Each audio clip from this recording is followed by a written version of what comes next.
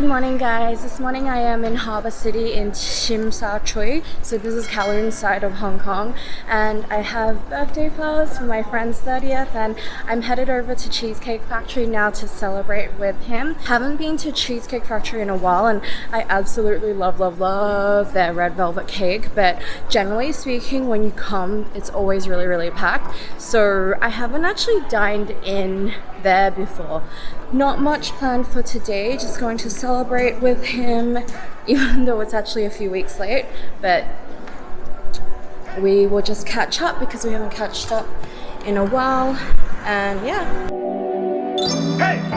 So I got him to help me get face masks from somewhere, just because like in Hong Kong right now we can't find them anywhere. There is kind of rumors of the flu going around and everything, so you see, like, I don't usually see that many people wear masks, but right now I would say 30% of people are wearing it right now, so just to have some to stock up just in case, like when you're in the more public crowded areas, then it'll be good.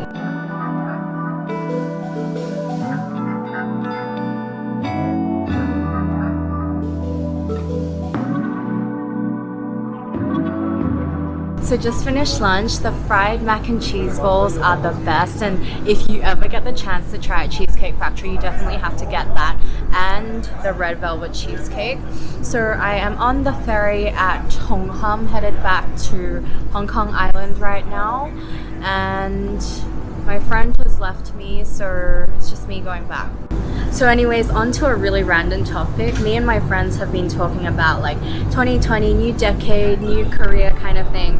And for most of us, we've been doing like we've been in 3 or 4 jobs now into our careers, and just looking back at how things have changed from maybe our first job onto now, and how I guess like things or reflections that we would want to tell ourselves before. And the one main advice that we would give each other is to really not look at just salary when looking for jobs, just because I think there are a lot of things that we don't realize can shape an experience and make a whole work experience a lot better. And often, yes, we are driven by salary because we have expenses to cover, we have certain like value or monetary, I guess, achievements that we want to hold ourselves to, but there are a lot of other factors to think about when considering a job. And from my experience, like working in different cultures, different environments, and different countries as well, I think a lot of the times, like apart from salary, and yes, it is important, the other things that are also important is your boss and the culture of the company as well. I think it's quite important that you work for a company where your culture not say cultural values, but maybe the mindset towards how you approach innovative thinking or like forward thinking or progressiveness is important. And also one thing that you want to think about is your boss, or like, you know, your direct supervisor, because I think sometimes if you're in a position where maybe salary is not so great, but you can have a boss or leader that you feel will really teach you, mentor you, nurture your skill sets and everything, then sometimes it's a good trade-off to have. Because I think especially when we are starting off, you know, there's so much we need to learn, but a lot of the times we don't even know what we can be learning. And when you have someone that is ready to invest in your future rather than just making it about executional things, and of course I know executional things still need to be done, but when someone kind of really invests into making you a future leader, that's when it's valuable, and that's when you shouldn't really just focus on salary. So yeah, I would say culture, like cultural fit in a sense, in terms of like, you know, having that cohesiveness and being able to kind of see eye to eye. But for example, one kind of trait could be, say, open-mindedness, and if everyone, or I guess if most of the company has that kind of attribute, it's good, because then you're always open to new ideas and accepting and respectful, that kind of thing. So these are just little things maybe you have to think about when considering to move to a new company, and not just looking at the salary and like the figure, because at the end of the day, you're there for like 8-9 hours a day. You really want to enjoy the experience and you really want to get the most out of it. So you might be asking, well, how do I figure out if the boss or the cultural fit's going to be good? And I think most of the times you do get the chance to meet with the team and just get a whole vibe for the office and what it's like. Boss wise, I think it also depends. Like, I guess it depends what kind of questions you can ask in the interview to really gauge what kind of expectation they have towards you around the role and, you know, areas of progression and things like that.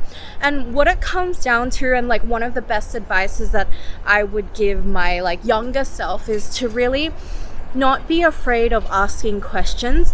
I know that when we're like fresh grads and we're fresh out of school, you know, all we're thinking about is, oh my god, let's get a job kind of thing. But actually, like, what you shouldn't forget is the interview process is a two-way street.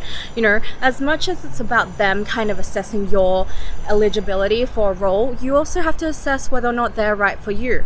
And one of the things that you don't want to fall into is to end up taking something and just realizing that it's not for you, because I guess it's not good to always be job hopping too quickly.